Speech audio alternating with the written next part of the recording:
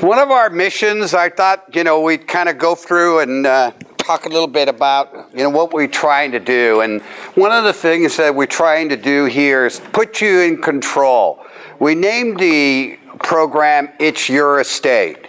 And what we meant by that is it's not your children's estate, it's not your advisor's estate, and even between spouses, there's each one controls 50% of the estate. And so the idea is to have control. And the studies have shown that people who are in control live longer and happier lives. So that's one of our goals. I hope with the knowledge for the past 7-8 weeks that we've been able to do some of that. Two is that this is the deaf business. And what I mean by that is that there's an entire industry from CPAs to attorneys to morticians to private fiduciaries to corporate fiduciaries to appraisers. It's an entire industry. And, the thing about it is that, how when you get your MBA, whether it's from Harvard or from wherever, one of the things they teach you is that to grab market share for your product. Well, in the deaf business, we don't have to worry about that. Because it happens to all of us. And so it's major. And the thing of it is that we only get a chance to die once. And consequently, there's not a lot of experience you can gather from that. And so the hope is that we have exposed you to some ethical and competent advisors that have variety of some different skills, a variety of different ways that they charge for their services. And it gives you in a sense that there's a business side to the advisory business, and of course the counseling and the legal advice to the business. So we ask each one of the speakers to have completed an Ask First form, and we talked about their fees. And hopefully when you choose your advisors, you will do the same. I think one of the most beneficial things that we put in the packet is that Ask First form. And we recommend highly anyone that you speak with who's going to be talking about your money or your estate, you ought to know at least the basics that are recommended there on that Ask First form. Last but not least, we encourage tax-wise charitable giving. This program just wouldn't be possible without charitable organizations being the sponsor.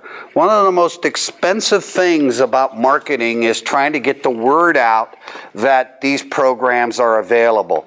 And through the charitable organizations, SoCal on public television, and the Heart Association sending out flyers and doing all the printing of all the photocopying, it's feasible for us to put this program together. It's my philosophy that giving to an organization, you don't get a toaster in return usually.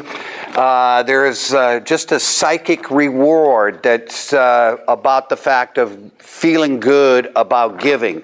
And so I'm really pleased that the charitable organizations are kind of giving back through the sponsorship of this program. I don't know of another program that has the rules that we do on workshops or on seminars when we're talking about money and education. Hopefully that we could spread this kind of a program around across the country, because I think it's needed. Financial illiteracy is rampant.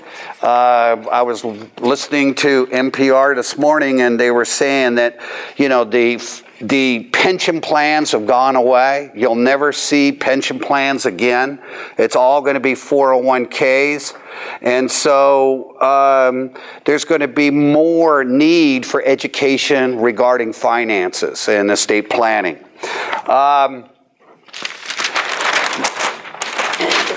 What we talked about in the past kind of 8 weeks is what documents do we need? And the basic documents are the will, the durable power of attorney, the advanced health care directive, and the living trust. And they're the easy part, all about estate planning. They have rules, and there's vocabulary and terminology to learn when we're talking about this. But, what complicates everything is your life. And we're going to see some of the case studies today of how this gets to be a little bit more difficult. We got to deal with your life. We got to deal with your spouse's life. We got to deal with your children's lives. We got to deal with your grandchildren's lives. By the way, the grandchildren are of course, the hope. There are 3 places that your money can go to: your family, IRS, and philanthropy. Those are the only 3 choices, essentially. And a lot of times what we like to think is that you have a conscious choice. You could pay the IRS, or you could support local charities. But in order to support the local charities, it's not automatic. You have to do something. And the doing something requires you to understand kind of this and the documents and the rules. And it's not easy. Just trying to figure out life is difficult. There was this weekend, the Monty Python's The Meaning of Life was on again, and I watched it and I go, God, is that gross. If you haven't seen it, it's pretty good, but a little different.